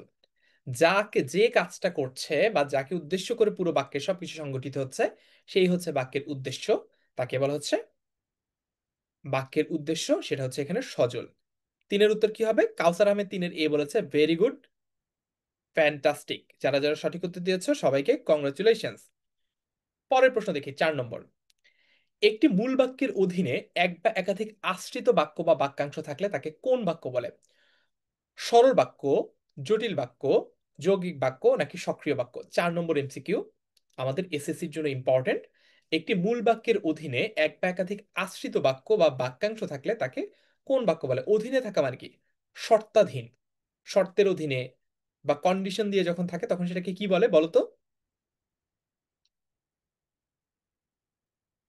পরেরটাকে কি বলে? একটি মূল বাক্যের অধীনে এক বা একাধিক আশ্রিত বাক্য বা বাক্যাংশ থাকলে তাকে কোন বাক্য বলে? সরল বাক্য, জটিল বাক্য, যৌগিক বাক্য, নাকি সক্রিয় বাক্য? এটা হচ্ছে আমাদের কত নম্বর প্রশ্ন? 4 নম্বর প্রশ্ন। তোমরা একটু কত উত্তর দিচ্ছ সেটা বলো। আচ্ছা, অনেকেই কিন্তু ক্লাসটা করছো কিন্তু কমেন্টে উত্তর দিচ্ছ না, তাহলে কিন্তু বোঝা যাবে না যে তোমার প্রিপারেশনটা কেমন। তুমি মনে মনে যেটা ঠিক করছো সেটাই কি আসলে সঠিক উত্তর কিনা? আমি সঠিক উত্তর দেওয়ার পরে কিন্তু সেটা তখন তুমি আইডেন্টিফাই করতে পারবে না, আলাদা করে বুঝতে পারবে না যে এইটাতে তোমার ভুল ছিল। সো কমেন্টে উত্তরগুলা বলে ফেলো, ভুল হলেও এটা মনে রাখতে সুবিধা হবে তোমার। ওকে, চারের উত্তর হচ্ছে চারের বি, জটিল বাক্য। Very good. যেমন শামসিয়া রুজিনা বলেছে, তাওহিদা বলেছে, নীরব নিলয় সঠিক উত্তর দিয়েছে, তাওহিদা সঠিক উত্তর দিয়েছে। Very good. ওকে, 5 নম্বর দেখি। এক বা একাধিক বাক্য বা বাক্যাংশ যোজকের মাধ্যমে মিলে যে বাক্য হয় তাকে কি বলে? তার মানে যে বাক্যে যোজক থাকে সেটাকে কি বলে বলো তো? সরল বাক্য, জটিল বাক্য, যৌগিক বাক্য, নাকি সক্রিয় বাক্য? সরল বাক্য, জটিল বাক্য, যৌগিক বাক্য, নাকি সক্রিয় বাক্য, কি বলে? প্রশ্ন নাম্বার 5। এক বা একাধিক বাক্য বা বাক্যাংশ যোজকের মাধ্যমে মিলে যে বাক্য হয় তাকে কি বলে? সরল বাক্য, জটিল বাক্য, যৌগিক বাক্য, নাকি সক্রিয় বাক্য? আমার মনে হয় এটা হচ্ছে যৌগিক বাক্য, কারণ আমরা পড়েছিলাম যৌগিক বাক্যে যোজক থাকে। যৌগিক বাক্য কি করে? যৌগিক বাক্যে আমরা দেখি যে একাধিক বাক্য বা বাক্যাংশ যুক্ত হয় একটা যোজকের মাধ্যমে। কোনগুলোকে যোজক বলে? ও, এবং, আর, তবু, কিন্তু, অথবা, নতুবা, এইগুলাকে হচ্ছে যোজক বলে। So correct answer should be 5-এর সি, যৌগিক বাক্য। 5-এর সি যারা যারা উত্তর দিয়েছো তাদের উত্তর সঠিক হয়েছে। সাব্বির হোসেন বলছে ভাই আপনার নাম কি? আমার নাম, এই যে লাইভটা হচ্ছে না, এই লাইভে আমার নাম লেখা আছে। লেখা আছে না ফেসবুকে এরকম, Farhan Sakib is going live, এরকম ফারহান সাকিব ইজ লাইভ। তো আমার নাম হচ্ছে ফারহান সাকিব। ওকে, বুঝতে পেরেছো? তাহলে এটা যৌগিক বাক্য হবে। তাহলে আমরা 5-এর সি, তাসনবাহ সঠিক উত্তর দিয়েছে, তাওহিদা সঠিক উত্তর দিয়েছে, নীলুফা ইয়াসমিন নীলু সঠিক উত্তর দিয়েছে। ওকে, ভেরি গুড। ঠিক আছে, পরের প্রশ্ন দেখি, 6 নম্বর। বাক্যের বিধেয় অংশে মানে পরের যে অংশটা, সেখানে ক্রিয়া আছে নাকি নাই সেটার বিবেচনায়, সেটার কনসিডারেশনে বাক্যকে কয় ভাগে ভাগ করা যায়? 2 ভাগে, মানে 2 ভাগে, 4 ভাগে, 5 ভাগে, নাকি 7 ভাগে? কয় ভাগে ভাগ করা যায়? খুব সহজ প্রশ্ন। বাক্যে ক্রিয়া আছে নাকি নাই, বুঝতেই পারছো অপশনই একটা, হয় বাক্যে ক্রিয়া থাকবে অথবা বাক্যে ক্রিয়া থাকবে না। যদি বাক্যে ক্রিয়া থাকে সেটাকে আমরা বলি হচ্ছে সক্রিয় বাক্য, আর যদি বাক্যে ক্রিয়া না থাকে তাহলে সেটাকে আমরা বলি হচ্ছে অক্রিয় বাক্য। তার মানে বোঝাই যাচ্ছে এখানে আসলে 2 ধরনের বাক্যই হতে পারে, সক্রিয় হতে পারে অথবা অক্রিয় বাক্য হতে পারে। অপশন হচ্ছে 6-এর A is the correct answer. So সঠিক উত্তর হচ্ছে দুই। সঠিক উত্তর হচ্ছে দুই। বুঝতে পেরেছি। আচ্ছা, যারা যারা আজকের ক্লাসের স্লাইডটা ক্লাসের পরপরই পেয়ে যেতে চাও, তারা এই লাইভ ক্লাসটা শেয়ার করে ফেলো নিজের পার্সোনাল প্রোফাইলে, পাবলিক প্রাইভেসি দিয়ে, যাতে করে আমি আবার ক্লাসের পরে খুঁজে পাই যে কারা কারা ক্লাসে ছিল, কারা কারা ক্লাসে শেয়ার করেছে। তাদেরকে আমি এই ক্লাসের স্লাইডটা ক্লাসের পরপরই ইনবক্সে পাঠিয়ে দিব। পরের প্রশ্ন, 7 নম্বর। বাক্যের অংশগুলো কি কি? কর্তা, ক্রিয়া, কর্ম। প্রথমটা দেখে দাগাই দিও না, ইয়েস ভাইয়া কর্তা, এটা তো পড়ছিলাম। এরপরে তো দেখবা ক্রিয়া, এটাও তো আছে। আরে কর্ম, এটাও তো আছে। আচ্ছা দেখি তো লাস্ট অপশন কি। ঘতে বলা হচ্ছে সবগুলো। তো বাক্যের অংশগুলো কি বলো তো, কি হবে এটা? 7 নম্বর প্রশ্ন, বাক্যের অংশ হচ্ছে কর্তাও আছে, কর্ম আছে, ক্রিয়াও আছে। তার মানে এটার উত্তর হচ্ছে সাথে ডি সবগুলো। সাথে ডি সবগুলো ইজ দা কারেক্ট অ্যান্সার। সাথে ডি সবগুলো ইজ দা কারেক্ট অ্যান্সার। পেরেছি। ওকে, তারপরে দেখি 8 নম্বর প্রশ্ন। একটা বাক্যে একটি মাত্র সমাপিকা ক্রিয়া থাকলে, সমাপিকা ক্রিয়া কোনগুলোকে বলে? একটা বাক্যে যে ক্রিয়াটা বাক্যের অর্থকে সম্পূর্ণ করে বা কমপ্লিট করে সেগুলোকে বলা হচ্ছে সমাপিকা ক্রিয়া। তো বাক্যে যদি একটা সমাপিকা ক্রিয়া থাকে তাকে কি বলে?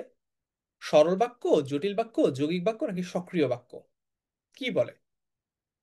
এটা হচ্ছে আমাদের 8 নম্বর প্রশ্ন। প্রশ্ন নাম্বার 8। একটি মাত্র সমাপিকা ক্রিয়া থাকলে তাকে কি বলে? সরল বাক্য, জটিল বাক্য, যৌগিক বাক্য নাকি সক্রিয় বাক্য? আচ্ছা, নুসরাত জাহানের শুভ জন্মদিন। Many many happy Returns of the day Nusrat. Congratulations for being born. Happy birthday. 8 নম্বর প্রশ্ন। 8 নম্বর প্রশ্ন কি? একটি মাত্র সমাপিকা ক্রিয়া থাকলে কিংসরাজ বলেছে শেয়ার ডান। ভেরি গুড কিংসরাজ, তোমার জন্য আমার পক্ষ থেকে উড়ন্ত লাভ ইমোটিকন। কারেক্ট অ্যান্সার হচ্ছে 8-এর এ সরল বাক্য। 8-এর এ সরল বাক্য। পেরেছি। ওকে, 9 নম্বর একটু দেখি। প্রশ্ন নম্বর 9। আমার মা চাকরি করেন, এটি কোন ধরনের বাক্য? অক্রিয় বাক্য, জটিল বাক্য, যৌগিক বাক্য নাকি সক্রিয় বাক্য? এইটা আমি তোমাদেরকে বলে দিব না, এটা তোমরা নিজেরা সলভ করো। এতক্ষণ অনেকগুলো বলে বলে দিয়েছি, একদম সরাসরি বইয়ের প্রশ্ন। এইটা তোমরা নিজেরা বলো দেখি 9 নম্বর উত্তর কি হবে।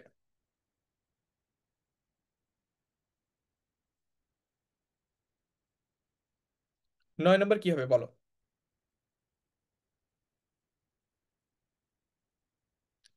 আমার মা চাকরি করেন, এটা কোন ধরনের বাক্য? অক্রিয় বাক্য, জটিল বাক্য, যৌগিক বাক্য নাকি সক্রিয় বাক্য? প্রথমত আমরা একটু দেখি অক্রিয় বাক্য কিনা। আচ্ছা, অক্রিয় বাক্য হতে হলে কি হবে? অক্রিয় বাক্য হতে হলে এইখানে ক্রিয়াপদ থাকতে পারবে না। কিন্তু দেখো এখানে তো একটা ক্রিয়া আছে, করেন, এটা একটা ক্রিয়া, তার মানে অক্রিয় বাক্য হবে না, এটাকে অপশন থেকে বাদ দিলাম। এরপরে দেখি এটা কি জটিল বাক্য হয় কিনা।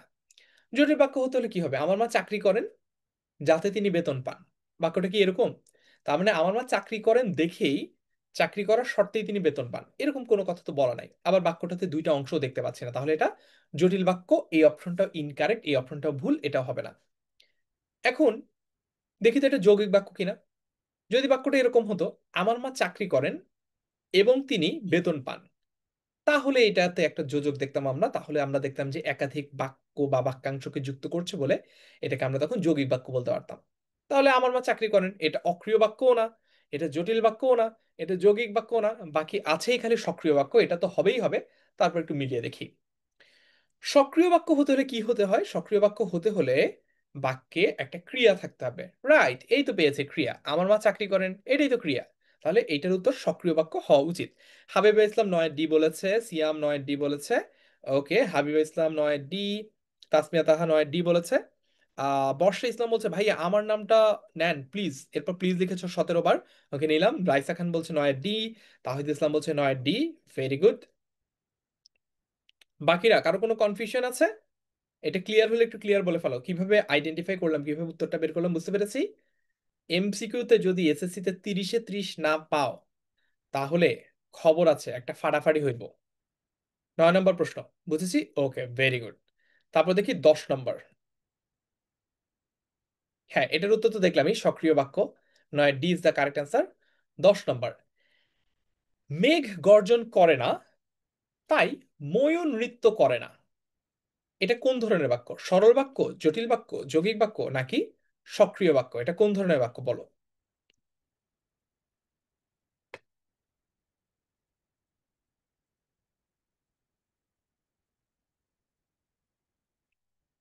10 নম্বর বলো। প্রশ্ন নম্বর 10, মেঘ গর্জন করে না তাই ময়ূর নৃত্য করে না, মানে মেঘ ডাকে না দেখে ময়ূর নাচে না। তাহলে যদি মেঘ ডাকতো তাহলে নিশ্চয়ই ময়ূর নাচতো, এমনটাই তো বোঝা যাচ্ছে তাই না? তার মানে বলো তো এটার মধ্যে কি আছে, এটার মধ্যে কি যোজক আছে নাকি শর্ত আছে, কোনটা আছে? ওকে, রাইসা বলেছে থ্যাংক ইউ সো মাচ ভাই আমার নাম বলার জন্য। তোমাদেরকে আমি থ্যাংক ইউ দেই যখন তোমরা কমেন্টে তোমার বন্ধুদেরকে মেনশন করো কিংবা হচ্ছে লাইভ ক্লাসে শেয়ার করো যাতে তোমার অন্য বন্ধুরাও জয়েন করতে পারে। সো ইয়াস, এই প্রশ্নের উত্তর কি বলো? 10 নম্বর, মেঘ গর্জন করে না তাই ময়ূর নৃত্য করে না, এটা কোন ধরনের বাক্য? সরল বাক্য, জটিল বাক্য, যৌগিক বাক্য নাকি সক্রিয় বাক্য? আহারে, সাদিক চৌধুরী বলছে একটা কমেন্টেরও রিপ্লাই দিলেন না। এই, এটা কি একটা ক্লাস নাকি আর জে ফারহানের আর জে শো, রেডিও শো বলো? সবার কমেন্ট পড়া কি সম্ভব? ক্লাসটাই না করবা, যাতে করে তোমার রেজাল্টটা ভালো হয়, যাতে করে তুমি বাংলায় 90-এর উপর পাও। 10-এর উত্তর কি হবে? অনেকে বলছে জটিল। দাউদ যেমন 10-এর বি বলেছে, তাসমিয়া তাহা 10-এর বি বলেছে। কেন সুবর্ণা ক্লাস দেখছে কিন্তু কমেন্ট করছে না। সামসিয়া রুজেনা বলেছে 10-এর বি। ওকে, ঠিক আছে। সো কারেক্ট অ্যান্সার হচ্ছে জটিল বাক্য, কারণ মেঘ গর্জন করে এই শর্তেই ময়ূর নৃত্য করে বা ময়ূর নাচে। মেঘ যদি গর্জন না করে তাহলে ময়ূর নাচে না। So this is a condition, এটা হচ্ছে একটা শর্ত। একটা বাক্যে যদি দুইটা অংশ থাকে, যেমন মেঘ গর্জন করে না এটা একটা অংশ, তাই ময়ূর নৃত্য করে না এটা বাক্যের আরেকটা অংশ, এবং এই একটা অংশ আরেকটা অংশের উপর কিসের দ্বারা নির্ভরশীল? শর্তের দ্বারা নির্ভরশীল, তাহলে এটাকে আমরা বলবো হচ্ছে একটা জটিল বাক্য। ক্লিয়ার? এটাকে বলবো হচ্ছে আমরা একটা জটিল বাক্য। তো তার মানে আমরা বাক্যের আজকে একদম বেসিক থেকে যে ধরনের প্রশ্ন এসএসসি পরীক্ষায় আসবে সেগুলো শিখে ফেললাম। আমাদের সবার কাছে যদি বাক্য ফুল টপিকটা ক্লিয়ার হয়ে যায়, আমরা একটু কমেন্টে লিখে ফেলি বাক্য ডান। বাক্য ডান লিখে ফেলি একটু। তো বাক্য ডান হয়ে গেলে আমি একটু ক্লাসের শুরুতে যে অংশটা স্কিপ করেছিলাম তোমাদের সময় বাঁচানোর জন্য, সেটা যদি একটু দেখাই। আমরা তোমাদেরকে ফ্রিতে কিছু ক্লাস তো নিলাম টেস্ট পরীক্ষার আগে লাস্ট মোমেন্টে হেল্প করার জন্য, বাট এর বাইরেও আমরা হচ্ছে তোমাদের জন্য 3টা পেইড ব্যাচ, পেইড কোর্স এনেছি। বিজ্ঞান বিভাগের জন্য, ব্যবসায় শিক্ষা বিভাগের জন্য এবং মানবিক বিভাগের জন্য। তোমরা যদি এই কোর্সগুলোতে ভর্তি হও তাহলে তোমাদের একদম বেসিক থেকে শুরু করে অ্যাডভান্স সবকিছুই আমরা টপিক ধরে ধরে ক্লিয়ার করে দিব। তো এইখানে আমরা একদম বেসিক থেকে পড়াবো। দেখো, এখানে আমরা ক্লাসে থিওরি পড়াবো, এমসিকিউ পড়াবো, সিকিউ পড়াবো, এবং প্রত্যেকটা ক্লাসের পরে ডেইলি কুইজ থাকবে, যেটা তোমরা আমাদের অ্যাপ বা ওয়েবসাইট থেকে দিয়ে কত পাচ্ছ সেটা বুঝে নিতে পারবা। ক্লাসের পর 24 ঘন্টা আমরা তোমাদের ডাউট সলভ করে দিব, অর্থাৎ যার যা কিছু প্রশ্ন আছে সেগুলো আমরা সলভ করে দেওয়ার চেষ্টা করব। একদম কোর্সের শেষ দিকে আমরা 100 নম্বরের মডেল টেস্ট নিব, এবং পড়ালেখার পাশাপাশি নিয়মিত টিচারদের সাথে সরাসরি কথা বলার, একদম তোমার অডিও অন করে কথা বলার যে সুযোগ, সেটাও কিন্তু থাকছে আমাদের এই শেষ মুহূর্তে প্রস্তুতি কোর্সে। এখন প্রশ্ন করতে পারো ভাইয়া, আমি তো মানবিক বিভাগের শিক্ষার্থী, আমার জন্য কোন কোন সাবজেক্ট আপনারা পড়াবেন?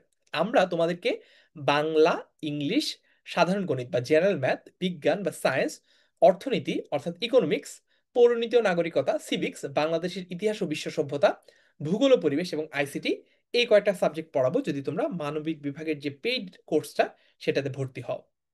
তুমি যদি ব্যবসা শিক্ষা বা বিজনেস স্টাডিজ কিংবা যেটাকে চলতি ভাষায় বলা হয় কমার্স, সেটাতে ভর্তি হও তাহলে তুমি Bangla, English, general math, science, হিসাব বিজ্ঞান বা অ্যাকাউন্টিং, ব্যবসায় উদ্যোগ, ফিনান্স ও ব্যাংকিং এবং আইসিটি, এই সাবজেক্টগুলো আমাদের কাছে পড়তে পারবে। তুমি যদি সায়েন্সে ভর্তি হও তাহলে তোমার জন্য আমরা Bangla, English, general math, higher math, physics, chemistry, math, biology, ঠিক আছে, বাংলাদেশ ও বিশ্ব পরিচয় যেটাকে আমরা সমাজ বলি অনেক সময়, আইসিটি, সবগুলো সাবজেক্টে কিন্তু পড়িয়ে দেবো। সো বুঝতেই পারছো আমাদের এই কোর্সে একদম শুরু থেকে শেষ পর্যন্ত সবকিছু পড়ানো হবে। সো এই ক্লাসের স্লাইডটা পেয়ে গেলে তোমরা একদম সরাসরি লিঙ্কগুলোতে ক্লিক করে আমাদের কোর্সগুলোতে চলে যেতে পারবা। আর এখানে যে প্রোমো কোডটা আছে, এই প্রোমো কোডটা যদি তোমরা ইউজ করো তাহলে তোমরা 500 টাকার ডিসকাউন্ট পেয়ে যাবা। প্রোমো কোডটা হচ্ছে ফারহান SSC 26। অলরাইট, এতটুকুই আমাদের আজকে ক্লাস থেকে আমরা চমৎকার ভাবে আমাদের বাক্য নিয়ে যার যত প্রশ্ন ছিল সেগুলো সব জেনে ফেলেছি। তারপরেও কোর্স নিয়ে বা যে কোনো কিছু নিয়ে কোনো যদি প্রশ্ন থাকে, কোনো সমস্যায় যদি পড়ো, তাহলে যে কোনো সময় কল করতে পারো 16910 এই নম্বরে। অলরাইট, ঠিক আছে। সো আমরা কিন্তু একেবারে ক্লাসের শেষ পর্যায়ে চলে এসেছি। তোমাদের কাছে আজকের ক্লাসটা কেমন লেগেছে সেটা তোমরা লিখে জানাও। SSC 26 সুপার স্টুডেন্টস 10 MS এই ফেসবুক গ্রুপটাতে, অর্থাৎ যেখানে এখন লাইভ ক্লাসটা দেখছো সেখানে আমি তোমাদের ক্লাসটা কেমন লেগেছে তোমাদের সাজেশন ফিডব্যাক গুলোর ভিত্তিতে পরবর্তী ক্লাস আরো ভালো করে, আরো মজা করে, আরো নিনজা টেকনিক দিয়ে নেওয়ার চেষ্টা করব। সে পর্যন্ত সবাই ভালো থেকো, সুস্থ থেকো। আসসালামু আলাইকুম, আল্লাহ হাফেজ সবাইকে, টাটা।